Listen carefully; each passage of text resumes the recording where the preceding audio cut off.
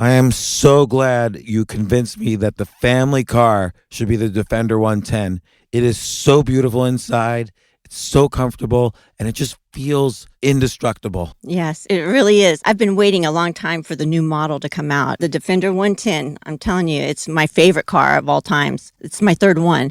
You know, I have stories of going off-road. The guy managed the group. He was like, what are you doing in this beautiful car? I'm like, I'm going off-road. He's like, are you sure? Because you can use one of ours. And then they look like Mad Max cars. I'm like, no, we're going to do this. And he was shocked. Wow.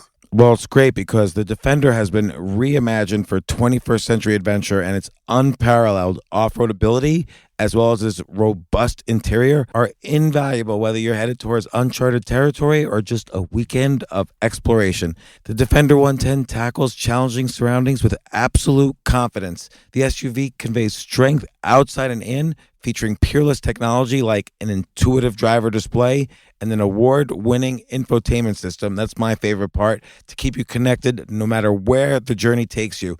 Adventure is unique to everyone, and so is the Defender. Choose from the two-door Defender 90, the four-door Defender 110, or the larger Defender 130 with the ability to seat up to 8 passengers. You'll find uncompromising performance in all three. So pack up and go even further with the Defender 110.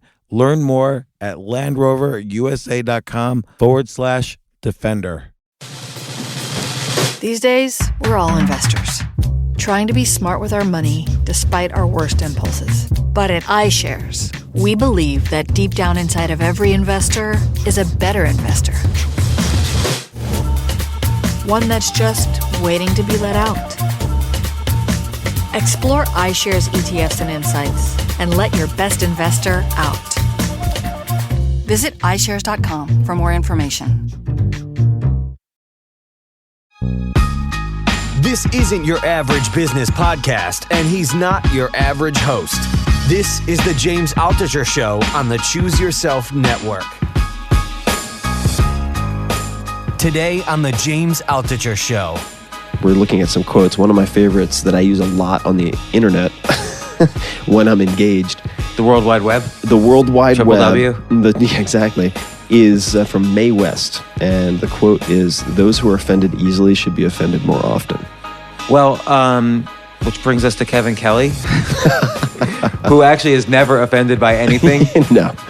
And he says, this is so fascinating, this quote, productivity is for, because everyone's obsessed with productivity. But he says, productivity is for robots. What humans are going to be really good at is asking questions, being creative, and experiences. The question that I found myself asking of myself was, where am I not replaceable? Or the least replaceable? Okay, maybe I don't have an incredible, unique opportunity to change the world, but if I did, somewhere in my life, somewhere in front of me, what would it be?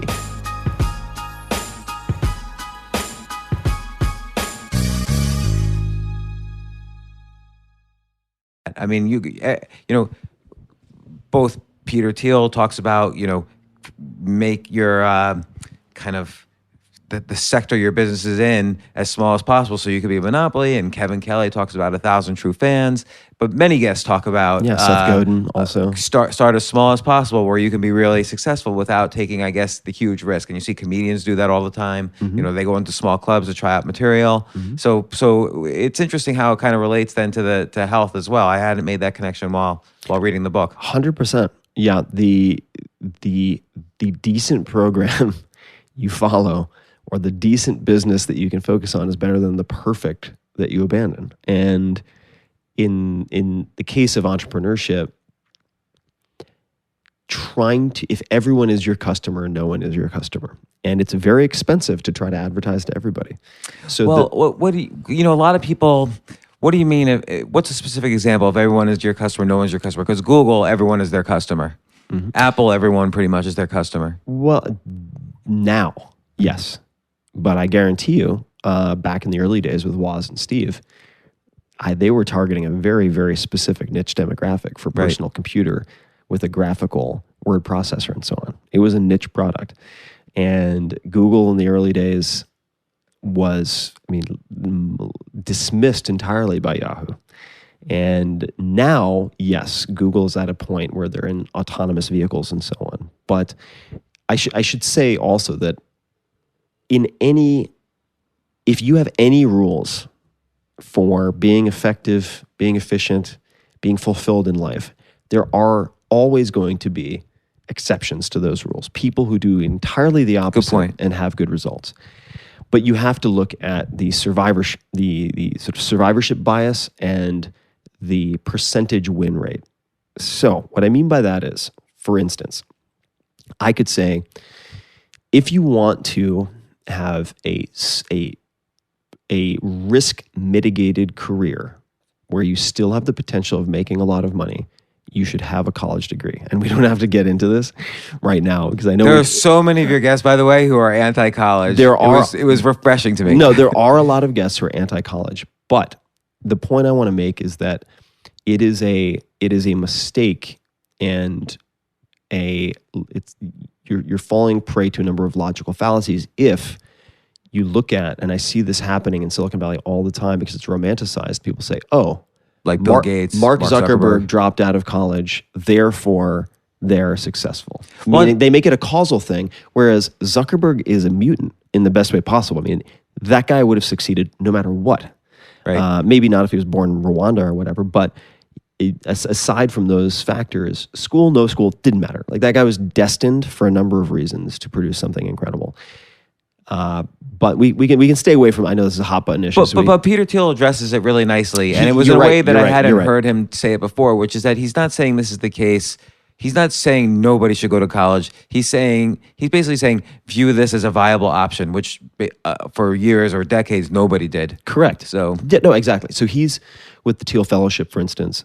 They are selecting very, very hand-picked individuals who display promise as entrepreneurs, who are wise beyond their years, technically savvy beyond their age, to provide seed funding to.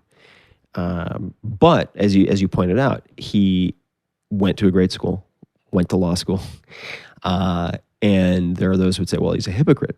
And of course, as you pointed out, he says, well, I'm not saying it applies to all people, but that it can be a viable option not to go. So Peter's a brilliant guy. He's not, in this case, falling prey to any logical fallacies. But where I was going with that is that back to the start small. I think as a general policy for the highest percentage of getting on base for your at-bats, starting small is the way to go. So even with like writing, for instance, like you've written 4 books now, but you started off building up with a blog. Mm-hmm. You've done a TV show, but I'm sure you were shooting videos before then. Mm-hmm. You experiment. That's kind of the essence of what you do. You coined the phrase lifestyle design because design involves experimentation. Mm-hmm. And not only that, but so I'll correct a common misconception, which is, and I think this comes across really clearly in the new book, but some folks look at what I do and say early stage tech investing, or they might look at what you do. And I don't want to speak for you, but I'll speak for me. And I get questions all the time like, how have you developed your risk tolerance? You're such a risk taker. How do you risk? You have to risk a lot to make a lot. Like, how do you walk yourself through that? And I just have to kind of laugh because I am really risk averse. I think about risk mitigation at all times. I don't know if you remember, but I guess this was August 2014, I want to say. I was on your podcast and we talked about this, and I said the key to successful entrepreneurship, at least for me, has been not taking risks, but mitigating them way in advance of starting a business. Yeah, 100%. And what's amusing about that is many of the folks who would be put on an entrepreneurial podium as freewheeling, crazy mavericks, Richard Branson. Oh my God, that guy's crazy. Yeah, he just throws caution to the wind and builds all these businesses. No, not at all. He's written about it even explicitly. His first step is capping his downside. Before he even takes a stab at anything, capping his downside. Let's look at airlines, notoriously risky. Okay, what did he do? At one point, he ends up stranded at an airport, and best story, by the way. Yeah, and he's going to be late to getting to his destination. So he calls up a chartering company, finds out the price. So to charter an airplane, something like, I'm making this up, like $2,500. All right, he has 10 seats at $250, and he's covered the cost. And he scribbles on a piece of cardboard, I think it was, Virgin Airways or whatever it was at the time, $250 to X. gets 10 people to chip in, and they get to they fill up the plane, they get to their destination, and this woman walks up and she goes, it's something along these lines, but she's like, I'm really happy with that experience. If you guys added some drinks or something like that, Virgin could be a thing.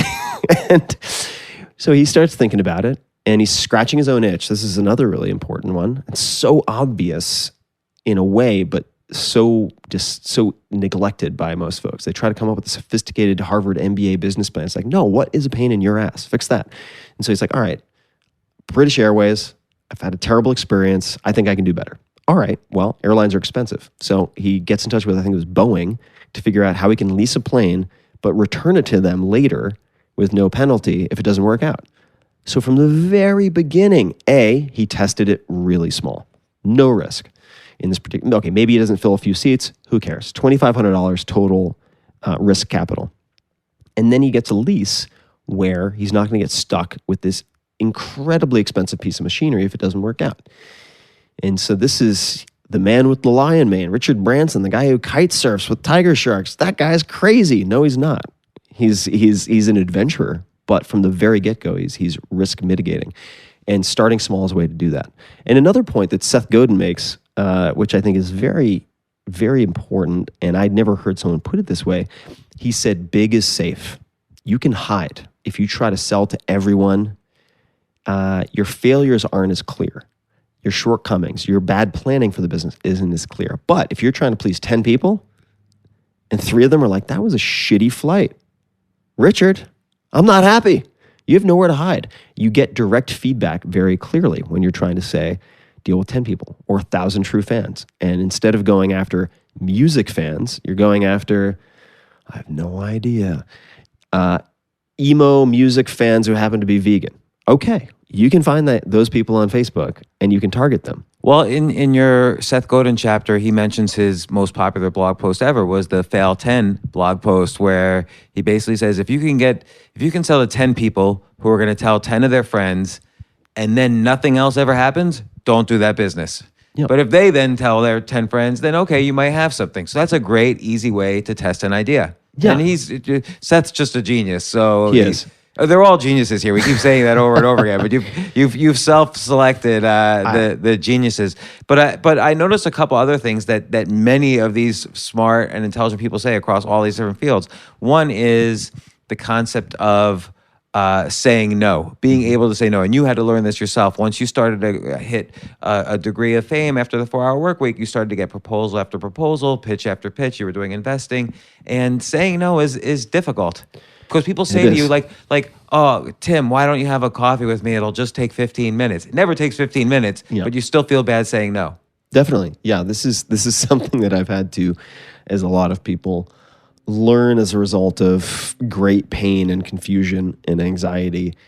The say no, I think, is best put, and we were talking about this just before, but Derek Sivers, the hell yeah or no. And this came about, for him, he had committed to something in Australia, and he was in the U.S., and it got closer and closer to the departure date, and he had to buy a flight, and he really just didn't want to go. A number of things had happened in the interim, and he'd committed to this many months before, and he was talking to a friend of his on the phone, and I think her wording was a little more explicit, but she said, well, it sounds like to me you're at a place in your life where you need to either have a fuck yeah or no.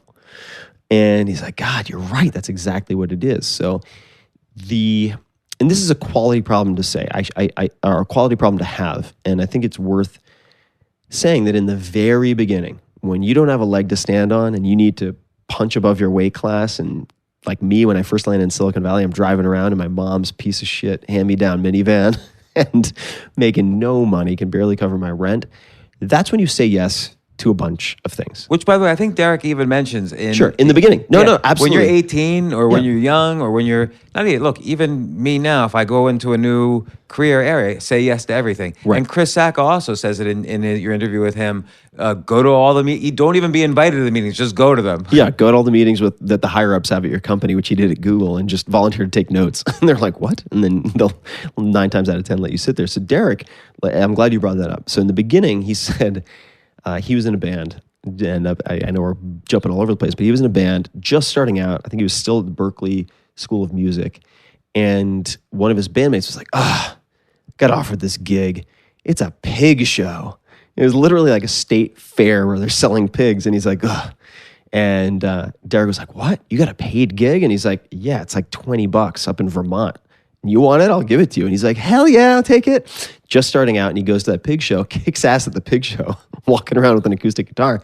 And it led to all these other gigs down the line. But then, as you said, you get to a point where all of a sudden you are defending against inbound and you start to become reactive. And now everyone else's agenda becomes your agenda. And rather than forging your own path and deciding with clarity what you want to do, you are now choosing from a multiple choice question, which is, oh shit, of these 20 grenades in my inbox, which one do I want to handle?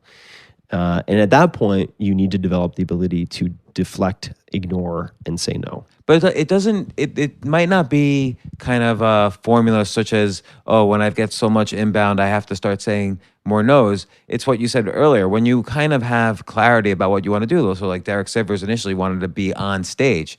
Then it was still, if it's not a hell yeah, say no. But many more things were a hell yeah then. So when you're excited about something and you're beginning something and you want opportunities, you're going to have a lot more hell yeahs in general. Totally. Yeah, no, I agree. And yet though, I think a lot of these people in your book do attribute ultimate peak success to the ability to learning how to say no, because that's what eventually does happen. Yeah, I think getting to a place where you are doing well and you are good at what you do requires a lot of yes. To get to a point where you are great or the best at what you do, or 10x, let's say, someone who is good in terms of financial rewards or otherwise, then you have to be a master at saying no. And I think Steve Jobs, who was not a very happy person at the end of the day. I mean, so I think that he's turned into a demigod more often than he should be. But from a product development standpoint and marketing standpoint, absolute genius. But innovation is saying no to 1,000 things. I'm paraphrasing, but something along those lines. And when you get to that point, and this happened for me, and the person who catalyzed it was mutual friend, Kamal Ravikant, brother of Naval. I had reached a point where I'd been doing the tech investing, and it started off as a very part-time side gig. And suddenly I found myself a number of years later spending probably 50% of my time on it. And I enjoyed it, and I was good at it for whatever reason. I know one of the reasons is I had a lot of very good guidance from people who knew what they were doing. You surrounded yourself with the 5 good people. Exactly. I surrounded myself with the 5 good people. People like Chris Sacca, who's now a billionaire. It's crazy, since I knew him beforehand. Or Naval Ravikant, similar story. These are people who are the best at what they do, at least in retrospect, certainly. And about 2.5 years ago, it stopped being fun. It stopped being fun for a host of reasons. But I found that the oversupply of money, the faddish nature of tech, and how it had taken on a lot of attributes of Hollywood that I do not like, they're redeeming qualities of Hollywood too, were becoming a drag on my energy. It was not giving me energy, it was consuming energy in a very kind of succubus-like way, in a bad way. I think also there comes a point when you start to move from ambition to meaning, and I think like with your writing, I, as a reader of this book, it impacts me much more than you simply investing in another company. Right. Now that's selfish of me to say, but if there's impact on me from this book, there's impact on a lot of people. So you're having impact from this book more than investing in the next Lyft or whatever. Well, yeah, I mean 100%, right? So I had this conversation with Kamal, and I said, look, I'm in an environment now where there's so much money, there's so many players. If I'm going to continue to invest and not get my face ripped off, if I'm going to do a good job and actually make money and be responsible, I probably need to start a fund or raise capital or do fill in the blank. And that would require me putting more of a full-time focus on that. And he said, please don't stop writing. And he made, I really owe him a lot of credit. He said, well, I've seen people come up to you at speaking events who've lost, say, 100 pounds, 200 pounds on the slow-carb diet, or had a transformative experience with the 4-hour work week, and they're crying because the experience had such an impact. He said what you just said. He's like, you're not going to have that effect as one of 20 investors in a company. By the way, the only reason I just said it is because he had recounted the conversation with me. So I was just plagiarizing it. Well, it's worth plagiarizing. And if I step out of the line, someone else will take my place. And so the question that I found myself asking of myself was, where am I not replaceable or the least replaceable? Okay, maybe I don't have an incredible, unique opportunity to change the world, but if I did, somewhere in my life, somewhere in front of me, what would it be? And it came back to the writing. So that was the impetus for ultimately putting a very public, indefinite vacation/retirement notice related to startups. And what I also found, I think this is important, is that in the beginning, like you said, moving from success to meaning or achievement to appreciation, there's a point where perhaps what creates success for someone, and I dislike the word success, but let's just say financial stability. Something that creates financial stability comes out of a place of excitement. You create something you're really excited about, and you're driven by dopamine and adrenaline. And in my case, now that I was responding to increasingly these manufactured emergencies from founders, which would say something along the lines of, and this is a complete bluff, by the way, 99 times out of 100. Hi, Tim, got your email from so-and-so, who shouldn't have given it to them in the first place, by the way. Hey, got your email from so-and-so. I'm CCing my 3 founders. Okay, problem number 1. Now 4 people I don't know have my email address. We're closing tomorrow. We're oversubscribed, but maybe we could squeeze you in for $25K. We have a lot of respect for what you do. Please find our deck attached. Please let me know by the end of today, A, B, C, D, and E.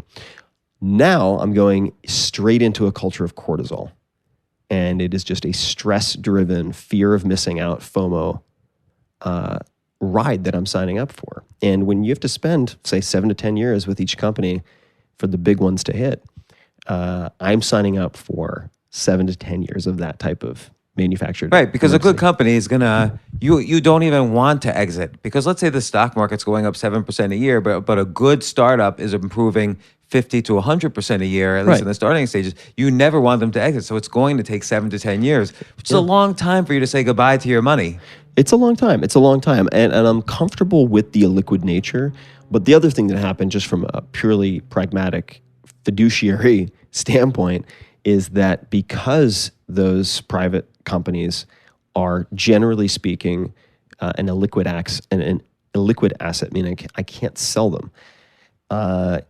Even though I started off being very conservative, meaning using a barbell strategy of sorts, like Nassim Taleb would say, I had 90% of all of my liquid assets in, say, cash or cash-like equivalents. Really boring, safe stuff for the most part. And then 10%, that was my gambling money. That was my high risk, high reward, high volatility startup binary betting pool. So I had 10%. Well, if you put in 10% and then it's locked up for 10 years, and let's say you happen to get lucky, or you're good, or both, and that 10% swells to 80%, 90% of your net worth, the picture has dramatically changed, but you can't take the chips off the table and rebalance your portfolio because you can't sell them. And so step number 1 in that is stop bleeding or stop making bets. So all those things coincided at once and helped me to say no. But what I found for myself, and this is the most maybe generalized takeaway from that, is that I don't do moderation well. I think it's very important for people to know where they can do moderation and where they're binary. For instance, some people, if they play 10 minutes of World of Warcraft, they're in for 20 hours. But at the same time, maybe they have a lot of control over drinking. They can have 2 drinks and stop. Okay. Someone else might have the opposite experience. And for me in startups, I knew that if I told myself, and a lot of VCs try this and most of them fail terribly, I'm only going to do a deal a quarter. I'm only going to do 5 deals a year, whatever the rule might be. They still end up vetting every company. It's the same amount of work. No, it's very true. And I tend to be with that 0 or 100. So for me, it's a 0. If I get an introduction, my auto response says I'm no longer doing angel investing. It's an immediate archive. And I think, again, to bring it into the book, first off, your chapters on how you invest and what you look for in investing were very good. I highly recommend those chapters. We don't have to go over the details of them, but I recommend them.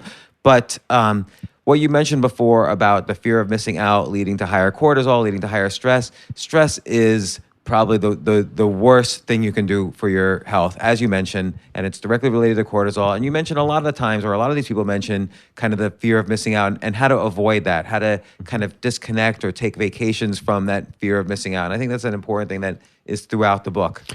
Oh, 100%. I think that... And it's funny how disconnecting being key to success in a populated world. Yeah. So it's a superpower. I mean, in a world where everyone is connected, the ability to strategically disconnect is a superpower. It really is. And it makes me think of someone you already mentioned, BJ Novak. And something that stuck with me since that conversation, there were a number of things, but one of them was, if you find yourself saying to yourself, but I'm making so much money, that's a sign that you're doing the wrong thing. You're in the wrong place, or you're staying with something that needs to change. If you're like, that's really good advice. But I'm making so much money, that means you're in the wrong place. Another thing which he said was that before they would start writing a season of The Office, they would have 2 or 3 weeks of this blue sky areas where they would just throw ideas against the dartboard. So again, it would attach less meaning to any one idea, and it would. Nobody's kind of missing out on the critical writing. They're just kind of having fun, and that set the tone. And I think by doing that, by having these blue sky sessions or practicing your creativity, which then brings, I mean, you're in the book too, and we talk about... I didn't want to mention, but yes, I am one of the super geniuses interviewed in your book. And the idea of lowering your standards to get started. And I'm glad I'm the representative of lowering the standards. No, but this is one of the most important concepts in the entire book, because lowering your standards, Neil Strauss, 8-time New York Times bestselling author, has a very similar philosophy. You talk to some of the top filmmakers in the book, same philosophy. You talk to some of the CEOs who have managed sales forces, same story. Low quotas so they're not intimidated to pick up the phone. How does that translate to creativity? Well, if you think that you have to spew genius word for word in finished prose out of your mouth or out of your hand onto a page, you're not going to get started. Most people are going to procrastinate. So, well, why don't you tell your version of it? I'm sure your fans have heard this before, but wait, I want to along those lines. Your Robert Rodriguez chapter, who is great movie director, incredible. but Yeah. in his first movie, Machete, he Mariachi, yeah, he basically gives himself this creative constraint that's forced on him because he doesn't have a lot of money, he doesn't have a lot of resources. He lists everything he owns and says, I'm going to use them all in the movie. And then he does it in Spanish, almost to take the pressure off himself. Like, it doesn't have to be great. And then, of course, it's great and launches this amazing career. But almost by doing this weird creative constraint, so he doesn't pressure himself on, fear of missing out on the Oscars or whatever, he takes himself out of the running, and that puts him in the running. Definitely. And another thing he does is he will keep his budgets super low, although he has infinite access to capital. He's a superstar. Right. But he keeps his budgets low so that he can maintain the highest degree of creative control. Yeah. And the Rodriguez list that you mentioned is such an amazing idea, just to give you guys some color. So for Mariachi, entire movie, there's so many stories about this movie, but it's entire movie made for $7,000. And the only reason, I think it was $7,000, the only reason it cost that much is because he insisted on using film. So he'd be like, all right, what do I have access to? Okay, my friend owns a school bus for whatever reason. All right, we're gonna have a fight scene in the school bus. All right, my cousin owns a bar. Great, we'll have something happen in the bar. That'll be the first scene with the bad guys. And okay, my buddy's sister has a pit bull. Great, the pit bull's in. And then it's like somebody had a turtle. So the turtle's in. He's like, people will think we had an animal handler. They'll think we had a huge production budget. And it goes down the list. And then he wrote the script around what he had access to. And there's so many great stories about it. There's also one from his, and this comes back to what we were chatting about earlier, but the turning of weakness into strength, or trying to use a lens through which you see opportunities when problems present themselves. They came across so powerfully with so many of these people. And with Robert, I think it was From Dusk Till Dawn. So, I don't know if you remember this. First day of shooting. That's the movie that made me fall in love with Salma Hayek. Side note. But first day of shooting, and there's supposed to be this pyrotechnic display or an explosion that goes off. And the explosion causes this fire that rages out of control and destroys like 3/4 of the entire set, everything. And people are crying. People are like collapsing onto the ground, holding their heads in their hands. And I think it was his assistant director came over and they're like, "You thinking what I'm thinking?" He's like, "Yeah, it's charred. Looks crazy. Let's just keep shooting. We'll like figure out a way around it." And a lot of these seemingly genius stylistic choices, and he talks about interviewing some of his heroes like Zemeckis and so on. And he's like, that weird staccato thing that you did with blah, blah, blah, such a genius stylistic choice. And the guy's like, "No, we ran out of money. We had to fire the effects guy." But again, that segues into a lot of the guests here. It seems like they confront a problem and then they lean into it almost. Like, how can I turn this problem into something good? And you've done that in your own life. Like, look at the Tim Ferriss experiment, the TV show. It was, I don't want to call it a problem, whatever. It was on initially True TV. A few people saw it. It got canceled. Yeah, the entire kind of startup within Turner got shut down, so everything got tabled. And so you could have been really depressed about it, and instead you kind of leaned into the problem. You felt it was good. You got the rights for probably relatively pennies on the dollar and put it on iTunes. It was the #1 show on iTunes for weeks. It was a great show. Yeah. It's and it takes practice. I mean, whether it's generating ideas, as you well know, it takes practice. Whether it is seeing problems, trying to find the opportunity that is hidden in a problem, that takes practice.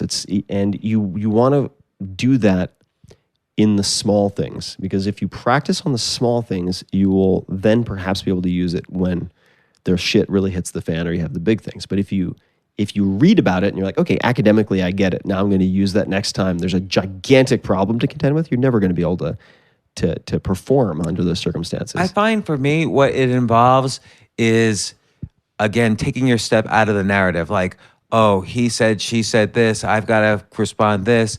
Like, that's kind of the narrative that's going on in your brain. Taking a step out of that for a second and saying, okay, look, this is a problem, but probably if I have the right attitude, something good could come out of this if I just germinate on it for a while. Yeah, and germinating for me is most productive. This is another pattern that is across multiple guests. Journaling of some type. Oh yeah, so many people mention journaling. I didn't even include that on my list of the things that they're all mentioning how they do morning pages. You should interview Julia Cameron, who first suggests morning pages. Yeah, hopefully she feels fondly about it, because I've probably sold 10,000 copies of that book. The Artist's Way is the name of the book, but I bought the companion. Where is it? It's actually right here in my bag, sitting next to me. And just so you guys don't think I'm bullshitting, see, there it is, right there. There it is. All worn and torn. Yeah, worn and torn. And that was, the morning pages specifically were introduced to me by a mutual friend, Brian Koppelman. Yeah.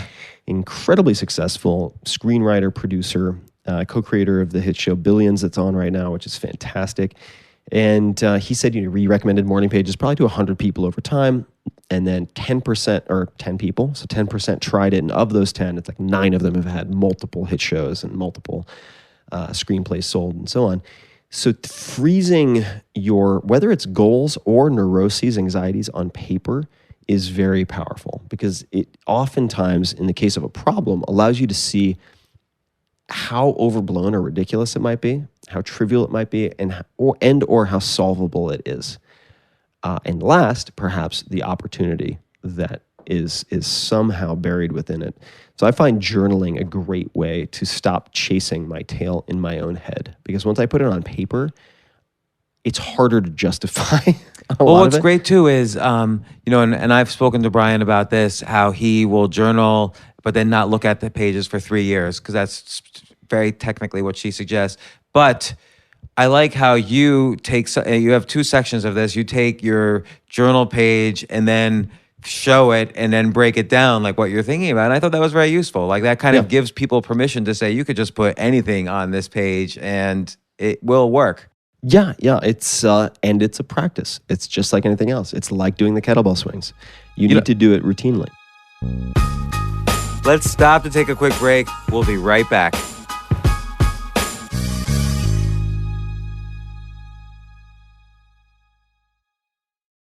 Oh my gosh, I love these clothes. Mizzen and Main. That's Mizzen and Main. It really is the most comfortable work clothes. Travel clothes. I had to travel this whole week. I'm traveling for a week and a half, and I just took Mizzen and Main clothes with me. Close out 2023 in style with comfortable, breathable, packable, and machine washable pieces from Mizzen and Main. As you wrap up your year-end goals, enjoy a Mizzen and Main dress shirt that you can wear confidently. I like that they've very just nice, solid colors. I don't really like to get all fancy in patterns and everything, although they do have some pattern shirts, but very comfortable clothes, stretchable pants. It's just super comfortable, but they look professional and you can wear them casually or professionally. I like some of their flannel shirts or untuck shirts. I love untuck. I never tuck in. So again, whether you're shopping for a special someone or giving yourself the gift you really want, I just buy myself gifts. Mizzen and Main is the perfect gift for any guy who works, travels, and or cares about looking and feeling great. As you could tell by my many photos across the internet, I care about looking fantastic. I'm practically a model. And let's be honest, every guy loves to look great. So again, shop now at mizzenandmain.com and save 20% when you spend $130 or more using promo code James. That's promo code James at Mizzen and Main, Mizzen and Main.com.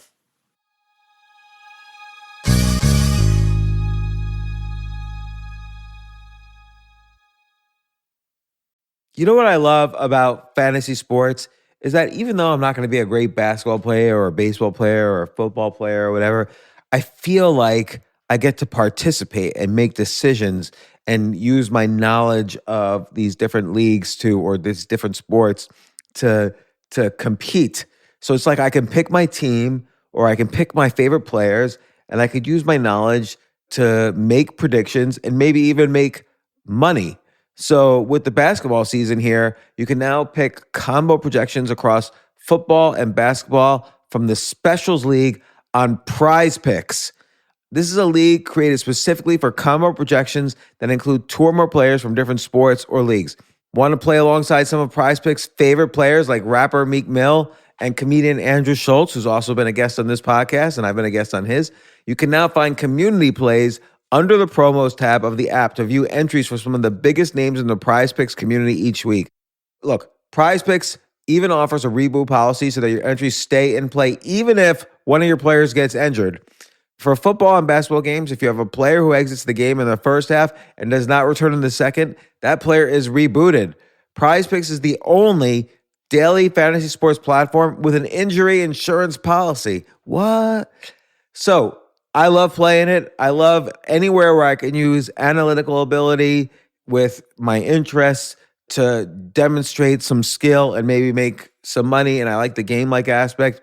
I do wish they had chess as a category on prizepicks.com, but I'll settle for what they've got. Maybe I should make my own fantasy chess league. But in any case, I love Prize Picks. Go to prizepicks.com/James. Use code James for a first deposit match up to $100. That's the easiest $100 you're ever going to make. So that's prizepicks.com/James and use code James. Daily fantasy sports made easy.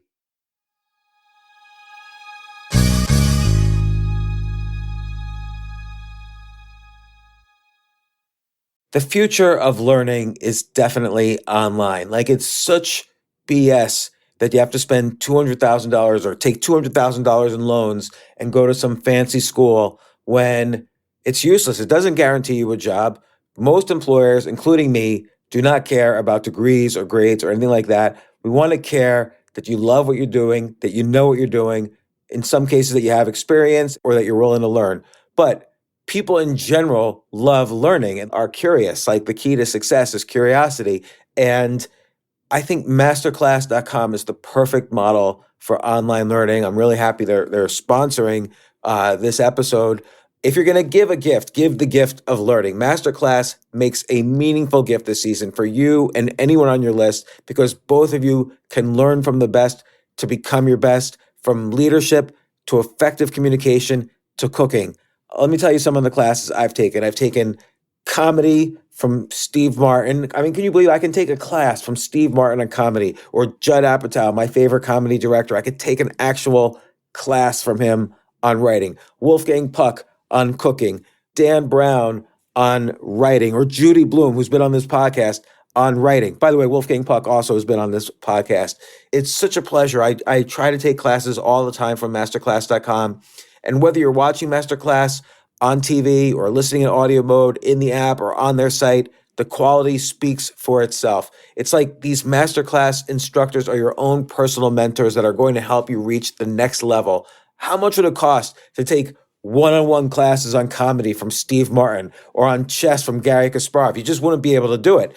But it would cost hundreds of thousands of dollars. With a Masterclass annual membership, it's $10 a month. Memberships start at $120 a year for unlimited access to one-on-one classes with all 180 plus Masterclass instructors. So it's not just $120 for one instructor. You get all 180 plus Masterclass instructors. Boost your confidence and find practical takeaways you can apply to your life and at work. And if you own a business or are a team leader, use Masterclass to empower and create future-ready employees and leaders. That's the real education in today's world.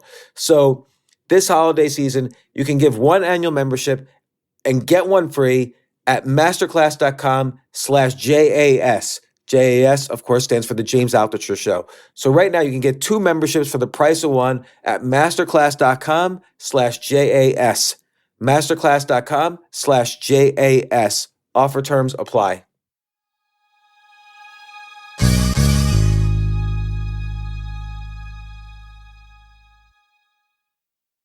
So, Tim, we've been hitting so many of the things that are on my list. I'm going to kind of quickly go through some of these others, and then I want to get to some specific quotes that I've outlined in the book. And as you can see, again, I ran out of 3 pads because I kept putting pads on pages I wanted to talk about. So we can't talk about all of them, but I'll open up to random ones. But first, it seems like an author that everyone recommends is Milan Kundera.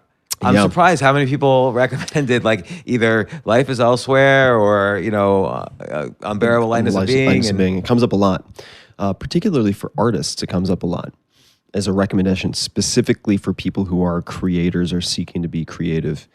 And he has he's very structurally interesting. Like he plays with the form of the novel very well. Yeah.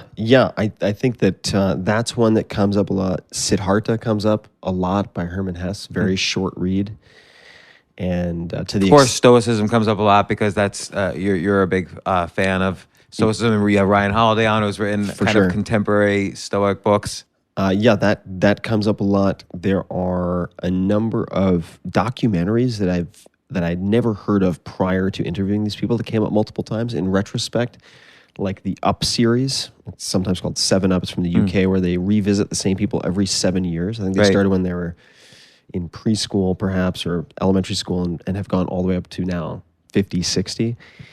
And the book one of the books that had a huge impact on me and led down the rabbit hole. So I'd say half of the guests I've interviewed have come from other guests as introductions, which has been really fun.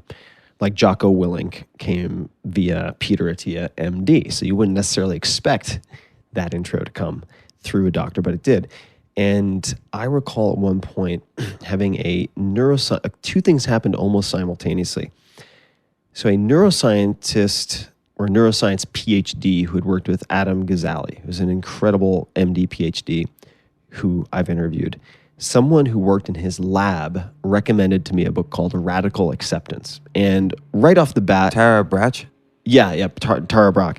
So right off the bat, I just hated the title.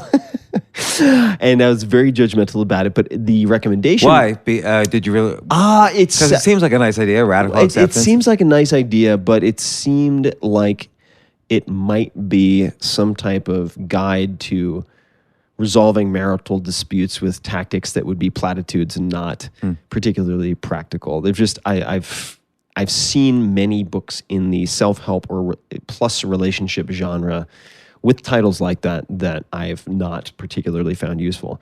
This was different. And I gave it the benefit of the doubt because it came as recommended from a hardcore scientist. I was like, okay, they have a pretty low woo-woo tolerance. Let me take a look. And this book by Tara Brach, very well-known Buddhist and meditation teacher, just shook me at my foundation and was the first book. I remember reading it in LA. This was probably 2 years ago, maybe a little bit less, a year and a half ago. And I had it on Kindle, and I read it one chapter per day at night when I was sitting in the bath with Epsom salts, because I was training a lot of the time. And by the time I got maybe 15 or 20% into the book, I had so much work that I wanted to do or experiments that I wanted to run in my own life that I stopped reading. The highlights were basically 80% of the book.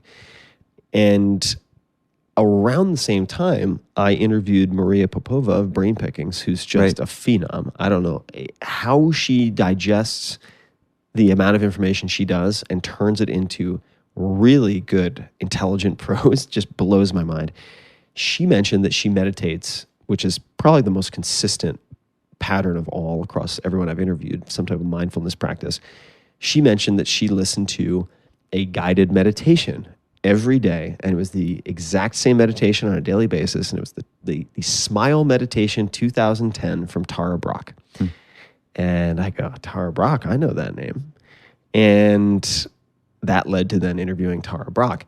But it's really been phenomenal to see how the pieces fit together.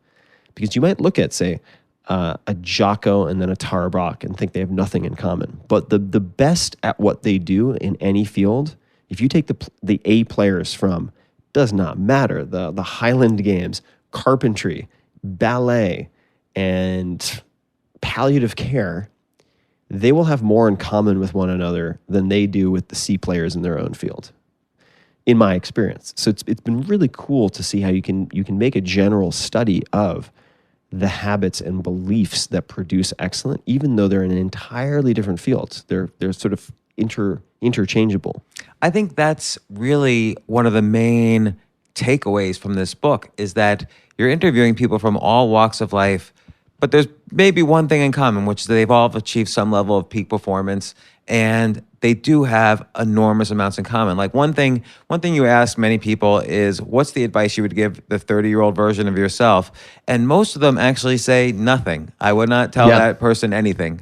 Yeah, there are two most common replies to that. So one is, I wouldn't tell them anything because the mistakes I've made and so on, all of it has led to where I am, and I'm happy where I am. And a lot of them occur after the age of 30. Like a lot of 27-year-olds have anxiety. Oh, I haven't achieved Mark Zuckerberg status yet. And yet, you take a guy like Seth Godin, when you ask him the question, he says, oh, I was still 9 years of pain, after 30. Oh, sure. Or Dan Carlin and Hardcore History. I mean, he's one of the most respected podcasters in the world at this point, but that came relatively late in his career. And it was great that he points out right up front, I'm not a historian, I don't have a PhD in history, but just go do it. Nobody has to give you permission. Or by the way, maybe the reverse is true. You're given permission. Yeah. The society has already given you permission. Now you just have to do it. Yeah, exactly. It's like you don't have to fight with the shadow puppets of the peanut gallery. I mean, these invisible detractors you think are going to shoot you down. And Naval, I don't know if this is in the book, but I remember Kamal. So Kamal and Naval. So Kamal told me at one point, Naval said to him, if I always did what I was qualified for, I would be pushing a broom somewhere. And that is another commonality, right? You take these people and they're almost always attempting things they're completely unqualified for, at least at the surface level. Like Arnold Schwarzenegger, what was his most profitable film for him personally? Twins. And so few people... I didn't know that. Yeah, Twins, because everyone saw him as the Terminator. He wanted to do a movie that showcases comedy, and they're like, what? The musclehead Terminator is going to do comedy? No one thought it would succeed. Everybody thought it would flop, except for one or two kind of Confederate collaborators who wanted to do this project with him. And so they did a deal where they sacrificed, or they gave up their upfront salaries, which would have been a huge portion of the budget, in exchange for massive back-end participation. I meaning profit sharing. And it just killed because it was an uncrowded bet. Well, another person who kind of states this theme in a different way is Scott Adams, when he basically says you have two choices. You could be, in the top 1% of a field, which is incredibly hard, or you could be in the top 25% of two fields and combine them, Yep. and you're probably going to be the best in that intersection. That's something that I've written about quite a bit as well, but he exemplifies it perfectly with Dilbert. He says, I wasn't the best artist, and I wasn't the funniest guy, but I became like one of the funniest artists out there, and Dilbert is this huge success. Yeah, completely. He also talks about the 6 elements of comedy, which are fascinating. Oh yeah, that was great. Yeah, the cuteness, the absurd. It's and he talks about Calvin and Hobbes and how it's set up and so on. But that advice is also echoed by Mark Andreessen, so billionaire, the co-author of the Mosaic web browser. I mean, tech innovator, engineer extraordinaire, now one of the best known and most successful investors on the planet. Very much talked about the same thing. He said that the CEOs who often end up doing the best, and I'm paraphrasing here, and he's actually referred back to that piece by Scott Adams, saying that the CEOs who tend to hold the course and be able to perform are not in the top 1% in one area, but they are in the top, say, 20% of 2 or 3. So they are. Steve Jobs is a great example. I mean, he's extremely good at product, extremely good at marketing, extremely good at perhaps a few other things. And it was the combination of those, including odd aspects that you wouldn't have seen as valuable at the outset, like calligraphy. He took a calligraphy course early on, which informed the typefaces they used for the very first word processor they developed, led to this cocktail of elements that enabled him, with Woz, to create Right. Apple. Well, and I'll refer to Scott Adams' advice again. He basically said, if you don't necessarily have your two things, here's an idea, which is get in the top 25% of public speaking, because that combined with just about anything else Totally. will put you in the top of that anything else. Absolutely, and I've And Warren Buffett also, who obviously you don't interview, but Warren Buffett has said the same thing. What really helped him was taking the Dale Carnegie course on public speaking. I consider it his best investment of all time. Right. And Who did mention that? One investor did say... it was quote- Mark Andreessen. Oh, okay, yeah, said that quote of Warren Buffett saying the best investment you can make is in yourself, and that's coming from the best investor in the world. Yeah, exactly. So it's what I like about the philosophies and tactics and tools is that it makes it pretty clear to me, at least, and I think this is part and parcel. It's a cousin of what we were just talking about conceptually, where you can be in the top 20% of 3 things and have this disproportionately impressive outcome because of that odd combination. That if you want 10x results, right? You want to 10x your results. It doesn't necessarily require 10x the effort. And it's sometimes the smallest little tweaks that can have the largest outputs. Like one that comes to mind, which is kind of a weird one, is this device called the Chili Pad, which came up multiple times with Rick Rubin, with this super coach and athlete, Kelly Starrett, and a few others, which is a sheet you put under your own bed sheet, through which there's a bedside device. You circulate water at an exact temperature, but somewhere between 55 degrees and I want to say 85 degrees. And you determine your ideal sleep temperature, and you don't have to fuss with air conditioning and blankets and so on, particularly with someone else in the bed where no one is ever running the same temperature. It's a huge pain in the ass generally. And that is one of these devices that, as an example, one of my friends who is an extremely successful designer, he's been part of several home run startups, and his Achilles heel has always been sleep. He's had difficulty with sleep. He's had onset insomnia, just as I did for a very long time. And How many hours of sleep do you think a person needs? Very individual. So I know people who genuinely need no more than 3 to 4 hours of sleep. I get 8 to 9. And if I mean, I'm 8 to 9. I noticed Casey Neistat in the book here is 3. Yeah. So I always wonder about the variance. There's a huge degree of variance, and that is reassuring to me because there are some books or programs or fill in the blank who paint a sort of a consensus picture of excellence. And they're like, hey, successful people wake up early, man. You sleep when you're dead, blah, blah, blah, right? And there are plenty of people, like Jocko wakes up at 4:30 every morning. Amelia Boone wakes up probably around the same time. Casey Neistat needs 3 hours of sleep. But then there are people who are like, yeah, I don't really even feel awake until 11 a.m. And, morning routine, what's that? I stumble out of bed looking for coffee and I checked my email in the shower. I'm a mess in the morning, but I focus on a few important things. Here's how I prioritize. And therefore, you don't have to get everything right. You just have to get a few things right. And you can tailor those to your constitution. I'm not a morning person, nor do I get 3 hours of sleep. I like my sleep. And that can work. Right. I wonder, given that there's all this commonality between all these people, even though there's some variance, like you mentioned, just in sleep, I wonder how much of this is selection bias in the sense that, okay, these are the people who succeeded. There might be other people who are the best in the world at the top 25%, but they're the janitor now at the local school. And so we don't really know the answer, but yeah, is it. And you see in the book here that I've highlighted a billion things.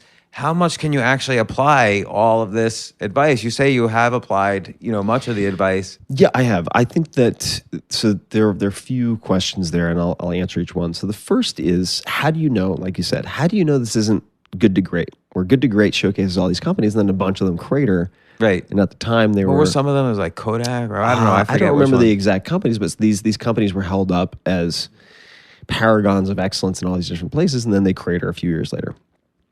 Part of my selection process for not just the podcast, but inclusion in this book, including because about, I would say half of the book is stuff that did not come from the podcast. So new recommendations or elaborations from past guests, but also some new faces like Jack Dorsey of Twitter, Square, etc. And the selection criterion, there were several criteria, but one of them was trying to focus on people who had succeeded in a large way, and that can be defined different ways, at least 2 or 3 times. So these are, if once you're lucky, twice you're good, well, 3, 4, 10 times, you're really good. So it's almost like they know how to learn the language of excellence. Correct. And they have an approach. And as odd or as weird as it might be, they have some approach that they can describe, and they may have rules.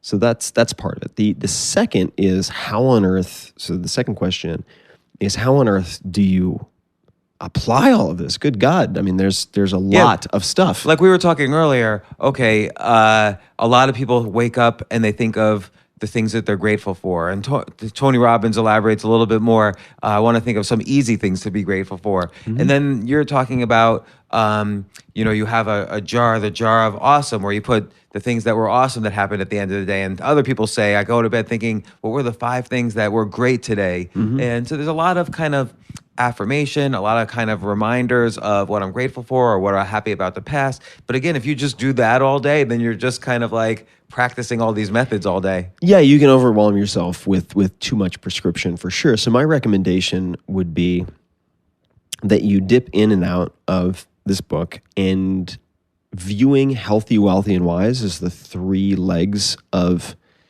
the stool of life that hold it up. You need all 3. So I would suggest either you can do one of 2 things. Focus on one area to maximize. So healthy is put first because I think it is the foundation for everything else. If you don't have health, the rest will fall to pieces or has no worth. So you can just focus on the healthy, for instance, and pick one primary change in exercise and one primary change in diet. That's pretty easy. So maybe that is kettlebell swings, like we discussed, 2 or 3 times a week, and slow carb diet, let's just say.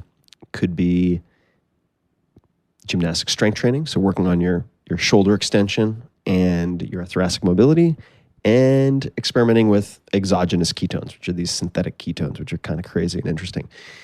Okay, and that's it. That's literally all that you implement. So I'll actually give you 3 options. So that's option number 1. Option number 2 would be taking one suggestion from each section, healthy, wealthy, and wise, which I think is probably logically the easiest way to go for a lot of folks. Just take one habit or quote or principle that you can stick on your refrigerator or on your bathroom mirror as a reminder. So just choose one from each, and that's it for at least a 2-week period. The last approach, which has proved to be effective for me, and I never would have guessed it, is actually a recommendation from Cal Fussman, who wrote the What I Learned column for Esquire magazine, or one of the primary writers for decades. He's interviewed everyone. I mean, Gorbachev, you name it, everyone. And he at one point lost all of his notes for a story about becoming a sommelier for, I think it was a week. He had boxes and boxes of hundreds of pages of notes, and they were in a basement. It flooded. All the pages turned black with mildew. No notes. And he was having a conversation with this novelist who was famous for constantly being on drugs and alcohol. And he said, Harry, that's the guy's name. Harry, how can you remember anything when you're always high or drunk? And Harry is this really grizzled, old salty dog. He says, the good shit sticks.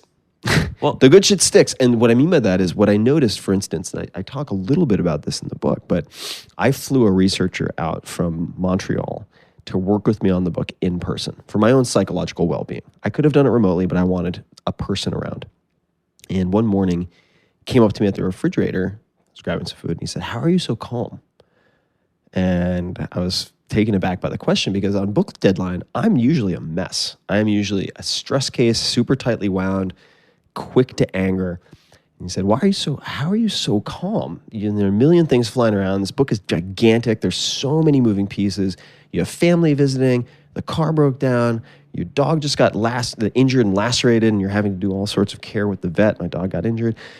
On and on and on. And what I realized was in the process of reviewing these profiles dozens of times, I just started to incorporate a lot of the belief systems and behaviors without writing it down, without journaling, without doing any of the stuff that I always do.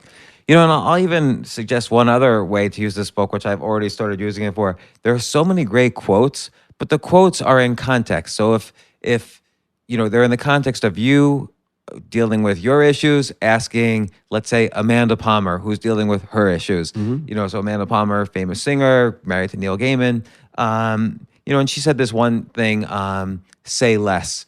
And I think she was using that to discuss arguing or conflict resolution. Yeah. And so, but I just started riffing on that, making notes of when less is more. So that was my 10 ideas list for the day. And I think you could take many of these quotes and kind of just take your own They're valuable quotes because these people spent lives living this advice. So what's your own, you know, everybody should come up with their own take on a particular quote. This is a useful exercise. So now, which gives me an opportunity to maybe just open randomly and find some random quotes. So hopefully I have some good ones. I think I'll skip Peter Thiel because we talked a lot about him. Here's one I didn't even know who she was. Tracy D'Annunzio.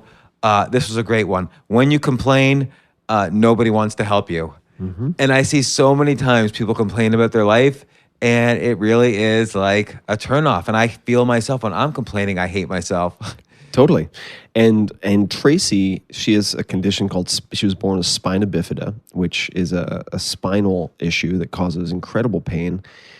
And the quote is actually her citing a quotation from Stephen Hawking, who said, like, when you complain, and he has as much right as anyone to complain, I suppose, but he said, when you complain, no one wants to help you. And this has led me to do all sorts of things, like a 21-day no complaint experiment, where this is borrowed from actually, I want to say a pastor or a pastor named Will Bowen, but putting on a bracelet, you could use a rubber band. And every time you complain, you switch it to the other wrist and you start the clock over, and trying to go 21 days without complaining.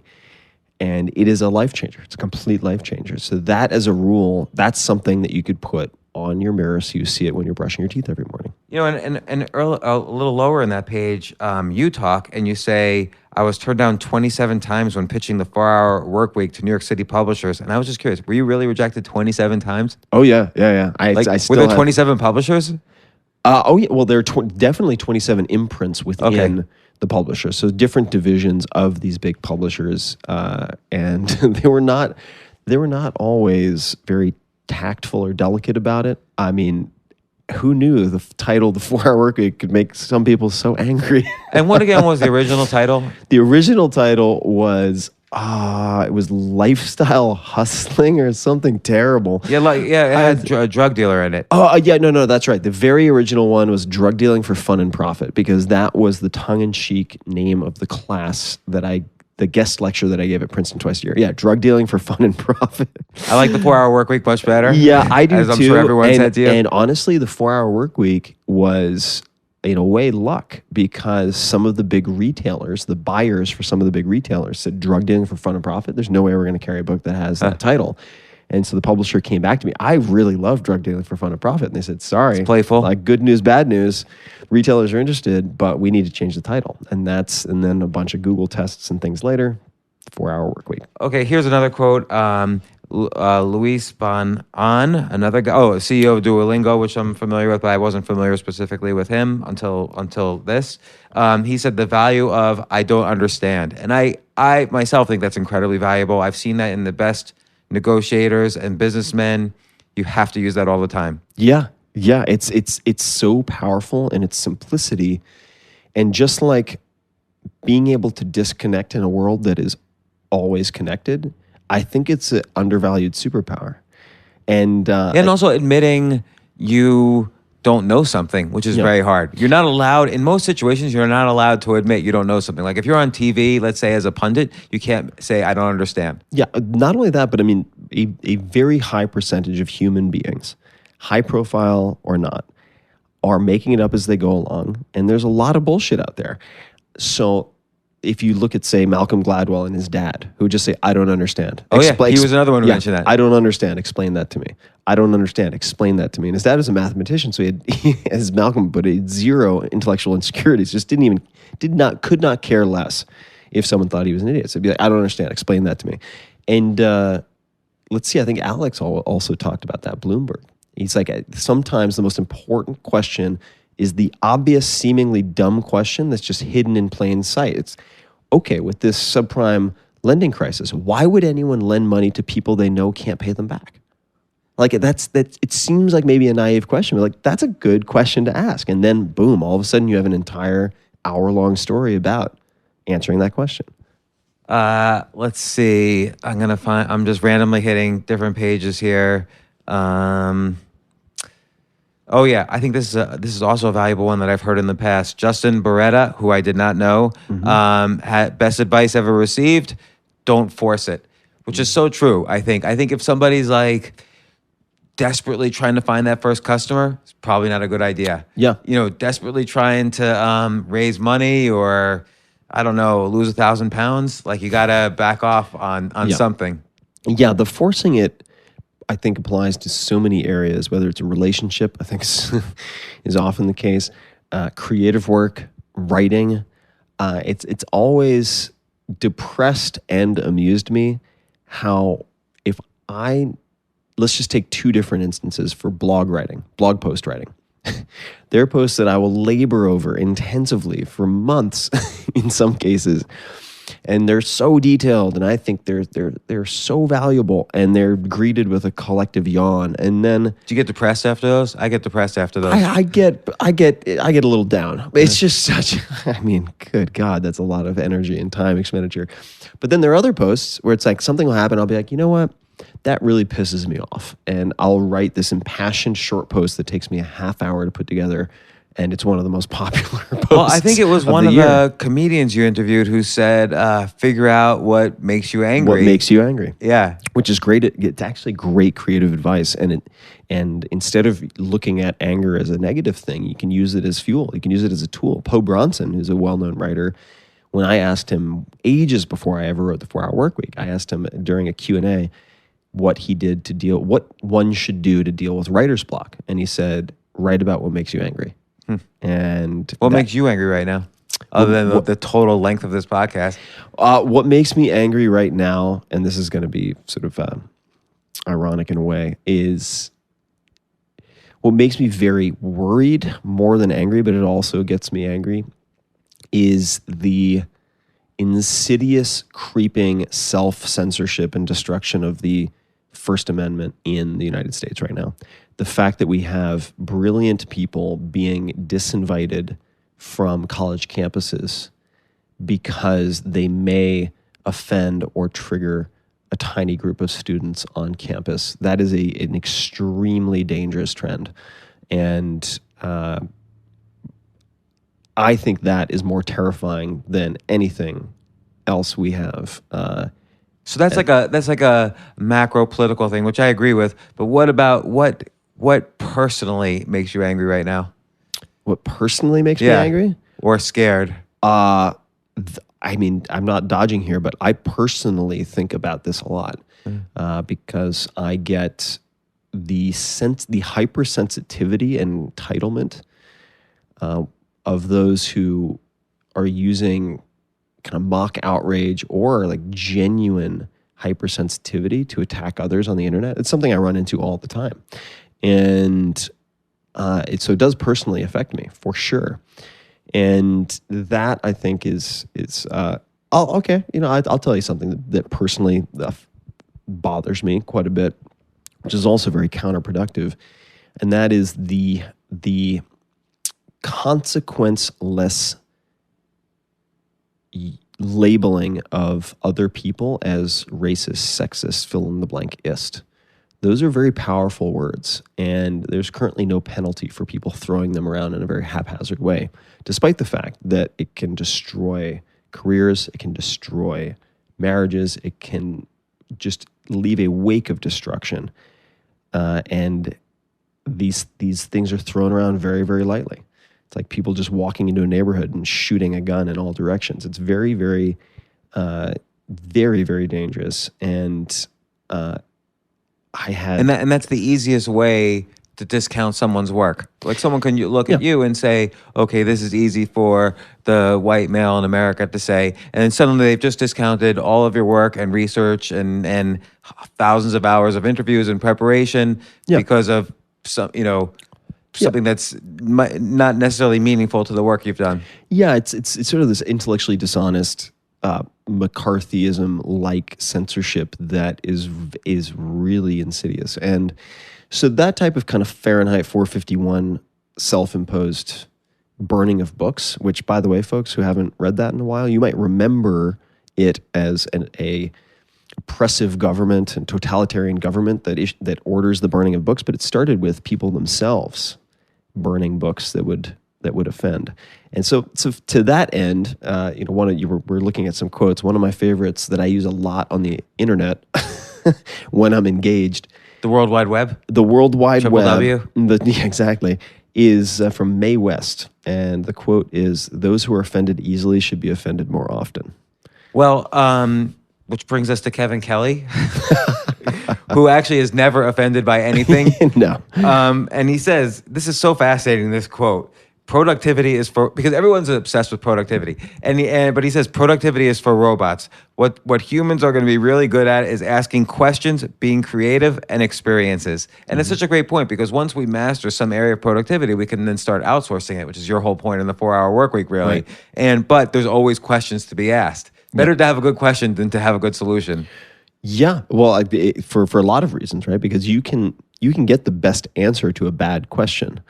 And ultimately, that could, at best, not serve you, and at worst, could cause a lot of harm or steer you in completely the wrong direction. So garbage in, garbage out definitely applies to questions, which is part of why the podcast has been so much fun for me. I get to think about questions, and I get to study them, and I get to look at what a James Lipton on Inside the Actor Studio does versus a Larry King, versus a Charlie Rose, versus a fill in the blank, versus James Altucher versus, it's just fascinating. I have to say, that is a great part about podcasting is that you could then suddenly start to see the subtleties in different interview styles and learn to appreciate them, which I never was able to do before. Yeah, and I mean, Tony Robbins has said, and he's just endlessly, increasingly fascinating the more I get to know him. The quality of your questions determines the quality of your life. So the maybe underappreciated aspect of studying questions is that questions don't just apply to interacting with other people. The questions you ask yourself are arguably even more important. So, like, what's an example today? What question do you ask yourself? What? And by the way, I'm asking a dumb question because you also can give us advice. There are no dumb questions. Yeah, no, I don't think that's a dumb question. Question I asked myself today was, am I hunting antelope or am I hunting field mice? And this is actually that came from Newt Gingrich. Yeah. Who I disagree with on almost every level, but nonetheless is excellent at certain types of political negotiation, persuasion, and so on, strategy. So that quote is in reference to the lion's ability to maybe survive by hunting field mice, but probably ultimately starving, even though they're these very rewarding little, in modern terms for us humans, dopamine hits. So it's like, the way I translate that is being busy or being productive, and they're not the same thing. And that was just with respect to planning what I want to do with this book, planning with what I want to do on the podcast. Am I focusing on the trivial many to keep myself busy, which provides an illusion of progress, or am I really taking the time to figure out which antelope I am going to pursue, i.e., the critical few? So I was thinking a lot about that today. Well, and then we'll go to your chapter here. My favorite thought exercise: fear setting, as opposed to the commonly used goal setting. So, what do you think you're afraid of that you haven't yet fully attempted because you're afraid you're going to fail? You've succeeded at so many things. If you, for instance, do you ever consider, I'm going to write a novel now, and that could, it's different type of writing, it could totally bomb. Is that a fear of yours? Novel, I have a healthy respect for the difficulty of novel writing. I don't think I will write a novel anytime soon. I would say writing and producing and ultimately creating a feature film is something that I have some degree of trepidation about. I would like to do it, but I have some degree of trepidation. And most of the things that I say fear are not related to projects. And that's in part because I approach it now very much the way that Scott Adams does, in the sense that with his blogging, his wife was like, why are you blogging? It's a very minute incremental gain financially. It consumes a lot of time.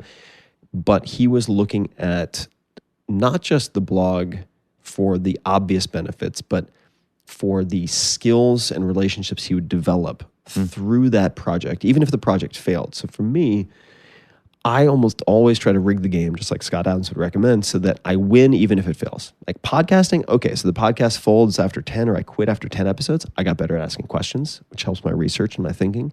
I got better at reaching out to people above my pay grade to try to engage with them. Do you kind of work through that exercise like, okay, I'm going to try podcasting, and then you write out the line, if this fails, I've at least gained X. I absolutely write it down. Yeah, I'll brainstorm. The question is, how could I win even if this fails? And it usually relates to skills or relationships that I develop. And the fear setting is that's what I do before or when I have decisions that are causing me stress or potential moves, changes that are producing stress in my life. I do this exercise of fear setting where I write down all of the worst case scenarios, all of the worst things in detail that could happen if I chose to do X or quit at Y, whatever it might be. And then that's in the first vertical column. I'll just take a piece of paper and put 2 lines down, so I have 3 columns. First column is all the worst things that could happen. Second column is what I could do to minimize the likelihood of each of those happening. And then the last column is how can I get back to where I am now if those happen? And once I go through that, it disarms and de-risks the entire proposition. And I usually realize that the fears are extremely unfounded and that if there is any damage, it's either trivial or reversible or both. I think that's really good advice. I'm going to find at least one more. This was actually a really interesting one from Eric Weinstein, who runs Teal Capital. Mm-hmm. Consent, and this is related to what you were talking about earlier. What your fears are about what's happening in society. In general, consensus is how we bully people. Yeah. And, that's a scary thought, because we do, you think of democracy as this kind of God-given philosophy that enlightened people in the 1700s came up with. But there's a dangerous side to it, which is that consensus can really harm the people who don't agree. Absolutely. And the point he makes is that for those things that are purely and defensively fact-based, irrefutably accurate, you don't need a consensus. There's no algebra consensus because you don't need it. But there is a Washington consensus. There is a fill-in-the-blank consensus. And whenever you hear that, it is a means of social pressure and manipulation to be outside of that consensus if you are holding a minority opinion. I think the good thing there, though, is as a creator or a creative person, moving outside the consensus and trying to create either a business or art out of the minority, that's where you get into, okay, I'm going to, build a following from a smaller group, the people who aren't in the consensus. Oh, totally. And you mentioned Kevin Kelly. Of course, he is well known for writing one of my favorite essays called 1,000 True Fans, which relates to this in a lot of ways. But Eric and I, so we were talking about my what scares me or what the fears are. We were discussing these sort of social justice warrior outrage porn culture that you see most visibly, I suppose, in social media. So he and I actually debuted a term in that interview that I'd been thinking about. So I like experimenting. Words are weapons, and the words you use dictate how you think. And I've experimented with creating words and trying to inject them into the popular lexicon a few different times. So there are phrases like lifestyle design, which was successful. Then there was another one that I threw out there about, I want to say 9 months ago, something like that, to see what would happen. And I said, I propose a new word, teladultery. I love that. You can find it here, but go ahead. Yeah. When you watch a TV show solo that you've agreed to watch with a significant other, right? Teladultery. Okay, my daughter just committed teladultery on me. She finished watching, we were both watching the series Lost, which is from 10 years ago, but we were both watching it together. She just went ahead and finished the whole series. Yeah, teladultery. And that had some legs. And I remember the moment I was with my mom in an airport overseas, and she had a magazine, and she said, oh, this is a really funny word. You'll like this. And it was teladultery. And I know I'm the first person to use it. So if you do a search, it brings up my Twitter post. That's funny. Now that's for shits and giggles. To actually help steer a national conversation and change the problem of people throwing around racist and sexist and so on with no fear of repercussions and damaging other people in significant ways, I came up with the term bigoteer. So a bigoteer is obviously a bad thing. That's why it's composed the way it is. And these are people who label other people bigots for personal gain, whether it's more clicks, whether it's... Yeah, it's the cheapest way to get a following. Yeah, exactly. So if that term gains traction and people begin to use it, someone could then have on the Wikipedia page, for instance, is a well-known bigoteer. And that is not a bad thing. That is not a good thing. It is a clear consequence. And I think potentially could act as a disincentive for people to behave in such a reckless fashion. But we'll see. But that was the first debut of bigoteer, was in that interview with Eric Weinstein. So in the why section, because I appreciate your suggestions in the health section, I'm probably going to apply them.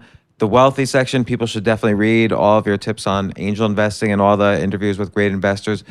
In the why section, and we'll even close it out with this, what would you say is the advice that you were able to immediately apply where you noticed kind of what you call force multiplier results? Like there was a big effect on your life when you apply, because wisdom is more subtle, it's more subjective.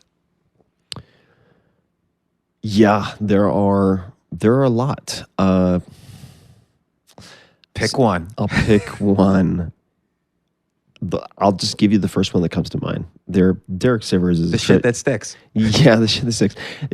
Derek is a treasure trove, as are a lot of the folks, but I will go to BJ Miller. So since we mentioned him already, doesn't require a lot of explanation. His answer for what would you put on a billboard was, don't believe everything that you think. And I think that is extremely profound. And the way I translated that for myself, particularly after some of the psychedelic work that I've done over the last 3 years, was a phrase. So I translated that into an actionable phrase for myself, which was, don't retreat into story. Because and I think almost everyone, have stories that are disabling. They are narratives about why I'm not good at this, or why maybe I'm a bad person because of X, Y, or Z, or I've always been this disabling thing, and I will always be this disabling thing, or I will start to fantasize in some way about someone else doing something malicious to me, like they didn't show up on a conference call. This is an exaggeration. I'm not quite this tightly wound. Yeah, okay. So it's like someone didn't show up on a conference call, and I set everything aside to be on the conference call. That person disrespected me because they're probably doing A, B, C, D, or E. All made up. It's just imaginary. Yet I wind myself up and create this problem. So when I start going down one of those imaginary routes, my pattern interrupt is, don't retreat into story. Don't retreat into story. And I think it's hard because sometimes it's a blind spot. Like sometimes you don't really know what it is you're thinking. That's exactly right, which is part of the reason that using, say, there are a million ways to go about it, but whether you listen to a Tara Brach 2010 smile meditation, which is a recording, or use an app like Headspace, or do some type of meditation or mindfulness practice, which 80+% of the people in the book do on a daily basis, so that you have at least a tiny fraction of your day which is spent observing your thoughts. I do this in the morning just as a warm-up so that I'm less reactive later. That helps you to develop the self-awareness where you can go, oh shit, I know what I'm doing. I actually see what I'm doing. Let's not get swept away with this wave of like pending rage that I'm manufacturing for myself. So, don't retreat into story. All right, well, Tim Ferriss. I don't know how long has this podcast been. This has been like one of my longest podcasts ever. This is I think 3 hours, maybe longer. Tools of Titans: the tactics, routines, and I didn't even read the subtitle before this. The tactics, routines, and habits of billionaires, icons, and world-class performers. Congratulations! I really do think this is. As you know, because you've been on my podcast a bunch of times, I've enjoyed all of your other books. I enjoy the Tim Ferriss Experiment. I enjoy your podcast. This is really the best book. As you see, I've outlined a billion things. I'm going to plagiarize it just without even giving you credit. I'm going to plagiarize it constantly. I'll give talks about it without mentioning your name at all. And thanks a lot for coming on the podcast. I flew out here to get you on the podcast. And I really appreciate it. I always love hanging out, and I've learned a lot from you. I mean, you're in there for a reason. And I have recommended your chapter and advice to a lot of the other Titans in the book, quite frankly. Excellent. So I always appreciate and value time with you, man. So thanks for having me on. Thanks, Tim. For more from James, check out the James Altucher Show on the Choose Yourself Network at jamesaltucher.com and get yourself on the free insiders list today. Hey, thanks for listening. Listen, I have a big favor to ask you, and it will only take 30 seconds or less, and it would mean a huge amount to me. If you like this podcast, please let me know. Please let the team I work with know. Please let my guests know, and you can do this easily by subscribing to the podcast. It's probably the biggest favor you could do for me right now, and it's really simple. Just go to iTunes, search for The James Altucher Show, and click subscribe. Again, it will only take you 30 seconds or less, and if you subscribe now, it will really help me out a lot. Thanks again. AI might be the most important new computer technology ever. It's storming every industry, and literally billions of dollars are being invested. So buckle up. The problem is that AI needs a lot of speed and processing power, so how do you compete without costs spiraling out of control? It's time to upgrade to the next generation of the cloud. Oracle Cloud Infrastructure, or OCI. OCI is a single platform for your infrastructure, database, application development, and AI needs. OCI has 4 to 8 times the bandwidth of other clouds, offers one consistent price instead of variable regional pricing, and of course, nobody does data better than Oracle. So now you can train your AI models at twice the speed and less than half the cost of other clouds. If you want to do more and spend less, like Uber, 8x8, and Databricks Mosaic, take a free test drive of OCI at oracle.com/advance. That's oracle.com/advance. oracle.com/advance.